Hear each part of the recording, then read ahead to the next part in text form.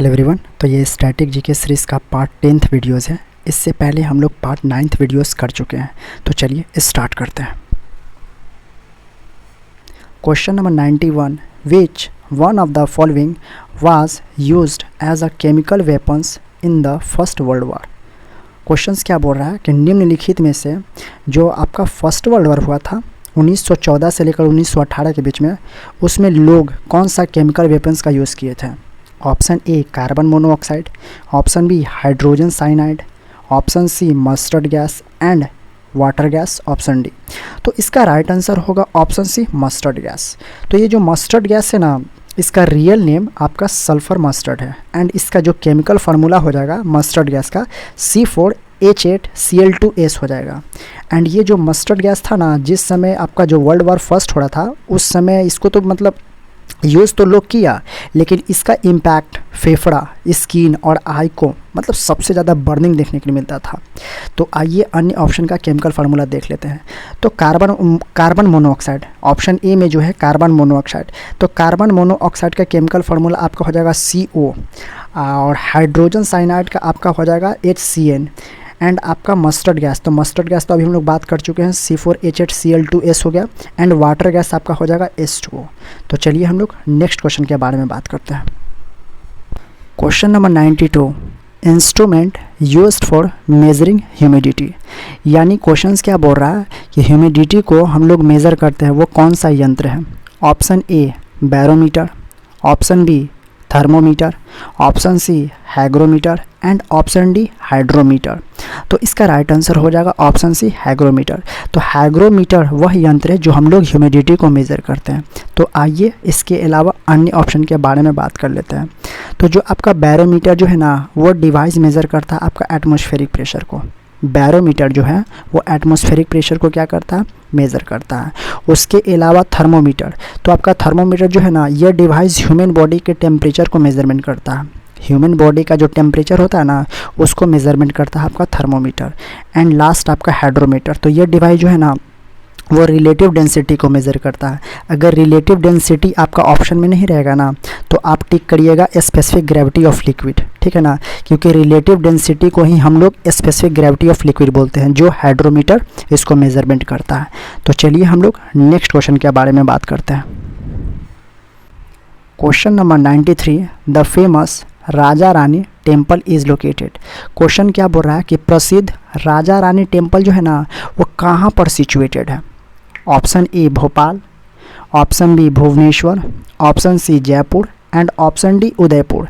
तो इसका right answer होगा ऑप्शन बी भुवनेश्वर, यानी उड़ीसा का कैपिटल भुवनेश्वर में आपका प्रसिद्ध राजा रानी टेम्पल लोकेटेड है।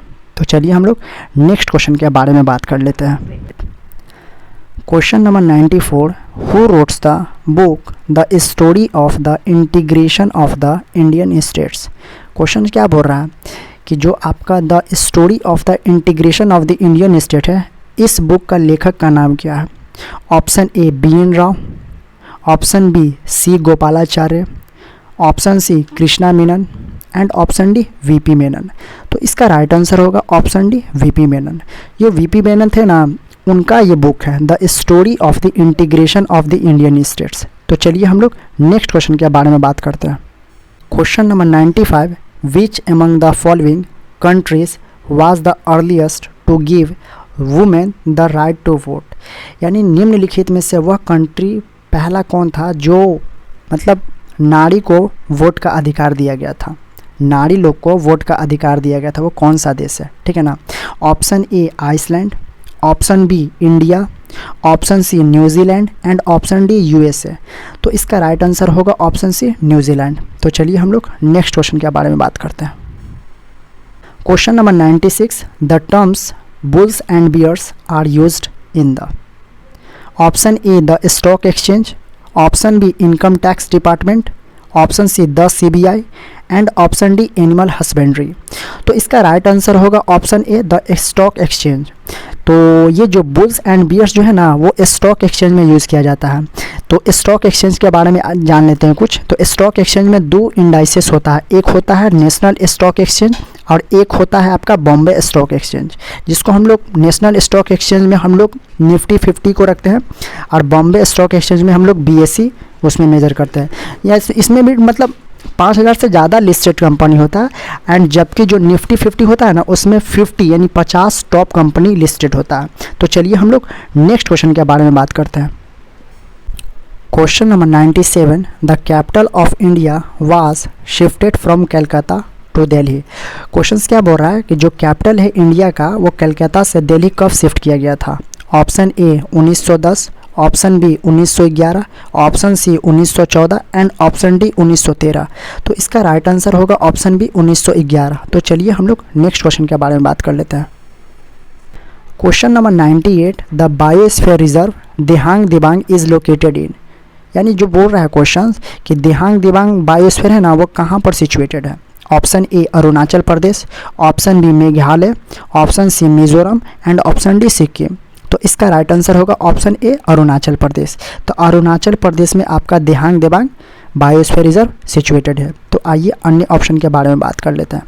तो मेघालय में आपका नॉकरेक बायोस्फीयर रिजर्व है, मेघालय में आपका नॉकरेक बायोस्फीयर रिजर्व सिचुएटेड है, जबकि मिजोरम में आपका डंपा टाइगर रिजर्व सिचुएटेड है, एंड सिक्किम में आपका हो जाएगा कंचनजंगा। तो चलिए हम लोग नेक्स्ट क्वेश्चन के बारे में बात करते हैं। Question number 99, the Radcliffe line is international border between. जो आपका रेडक्लिफ लाइन है वो अंतर्राष्ट्रीय बॉर्डर सीमा साझा करता है किन दो देशों के बीच में। Option A Afghanistan and Pakistan, option B India and Pakistan, option C India and China, option D India and Nepal. तो इसका राइट आंसर होगा option B India and Pakistan. तो जो आपका रेडक्लिफ लाइन जो है ना, वो इंटरनेशनल बॉर्डर दो देश में बीच में पड़ता है, तो वो भारत और पाकिस्तान के बीच में पड़ता है। तो आइए हम लोग अन्य ऑप्शन के बारे में बात कर लेते हैं। तो अफगानिस्तान और पाकिस्तान के बीच में जो इंटरनेशनल बॉर्डर है ना, वो डुरंड लाइन के नाम से जाना जाता है।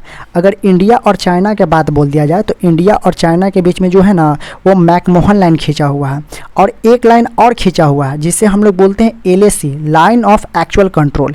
ये आपका साइड पड़ जाता है अरुणाचल प्रदेश वाला, ये आपका जो पड़ता है LAC अरुणाचल प्रदेश वाला। अगर LOC बोल दे तो वो इंडिया और पाकिस्तान के बीच में आता है। LOC that means line of actual control. तो चलिए हम लोग नेक्स्ट क्वेश्चन के बारे में बात करते हैं। क्वेश्चन क्या बोल रहा है कि भारत का परमानेंट जो रिसर्च स्टेशन है दक्षिण गंगोत्री, वो कहाँ पर सिचुएटेड है। Option A great Himalayas, option B Indian ocean, option C Antarctica and option D Arabian sea. तो इसका राइट आंसर होगा अंटार्कटिका। तो अंटार्कटिका में आपका दक्षिण गंगोत्री सिचुएटेड है। इसके अलावा दो और है, मैत्री और भारती। ये कहाँ पड़ जाएगा, आपका अंटार्कटिका में पड़ जाएगा। तो मिलते हैं नेक्स्ट वीडियोज़ में, तब तक के लिए जय हिंद।